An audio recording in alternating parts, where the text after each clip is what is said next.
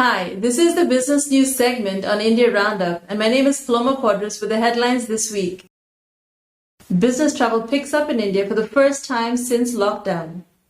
Business travel has picked up in India for the first time since the lockdown, with several top corporates allowing employees, including chief executives, business heads, and even mid-level managers to travel in both domestic and international routes. Top corporates such as Maruti Suzuki, Hyundai, Mercedes-Benz, ITC, Parley Products, and others have given some relaxation to travel restrictions for critical work and projects that cannot be completed through video conferencing.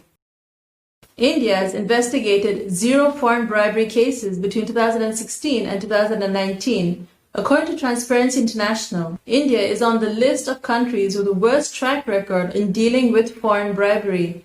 In the report titled Exporting Corruption 2020, assessing enforcement of the Organization for Economic Cooperation and Development Anti-Bribery Convention, they found that only 4 out of the 47 countries which make up 16.5% of global exports actively enforced legislation against foreign bribery. That is, the United States, United Kingdom, Switzerland, and Israel, who continue to actively enforce laws against foreign bribery. According to the report, the biggest global exporters with the worst track records are China, Japan, the Netherlands, South Korea, Hong Kong, Canada, India, and Mexico. RBI raises bank's aggregate exposure limit for small businesses to rupees 7.5 crore. In a bid to increase credit flow to small businesses, the RBI on Monday raised bank's maximum aggregate retail exposure limit to rupees 7.5 crore to entities with a turnover of up to rupees 50 crore.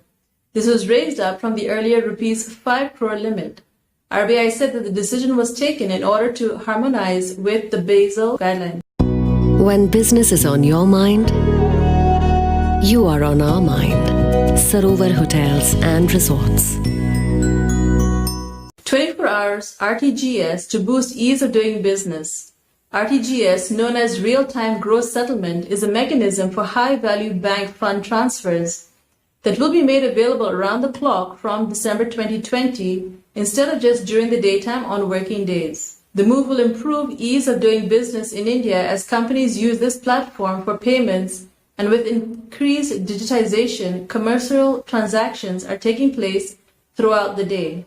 Last year in December, the National Electronic Fund Transfer System, NEFT, was on a 24/7 basis and has been running smoothly, said RBI Governor Shaktikanta Das. Elon Musk's Tesla working on India's entry, the process to commence in January 2021. India is ramping up its charging infrastructure for electric vehicles. It also means that Tesla sales teams are working on building custom sales and production orders for the India market, ensuring orders are validated and complete. The move will also open India as one of the countries where Tesla cars can be purchased. On several occasions earlier, Musk had revealed that he would like to bring Tesla to India, but in a 2018 Twitter post, he cited some challenging government regulations as a hurdle. He also criticized the foreign direct investment norms for the delay in the electric car makers' entry into the Indian market.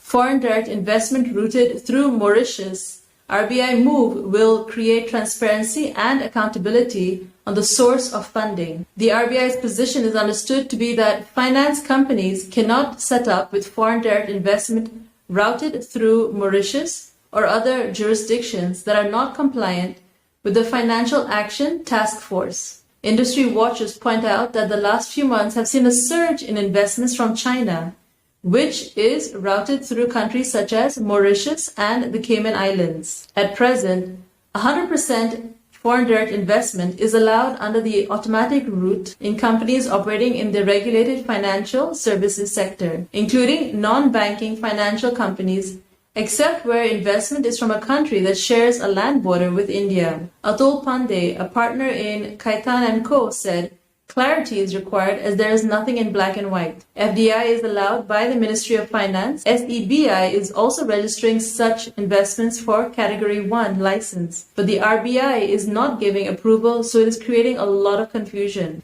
Clarity is required given that there is an overlap in the directions from different agencies of the government," he said.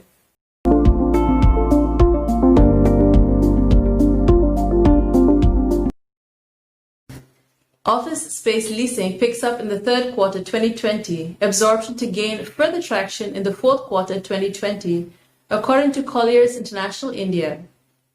Commercial office absorption is picking up across the top 6 Indian cities, with third quarter 2020 gross absorption at 6.5 million square feet, which is up 58% quarter over quarter, according to the Colliers International. Office spaces in India are currently slowly reopening, with an estimate of about 30 to 40% of staff back in the offices in the Delhi NCR region and about 20 to 25% in the Bengaluru region, as the respective state governments are still encouraging firms to continue allowing their employees to work from home. In Mumbai, only 10 to 15% of private office staff is back. This is due to limitations on private employees using the popular and effective suburban railways, which is the lifeline of the city. Colliers projects gross absorption in the fourth quarter 2020 to double from the third quarter of 2020 as offices and businesses are opening further and occupiers return to the drawing board to plan their real estate portfolio. They believe businesses will still not be able to operate at 100% occupancy by the year end. Thanks for joining me today. Do like and comment below.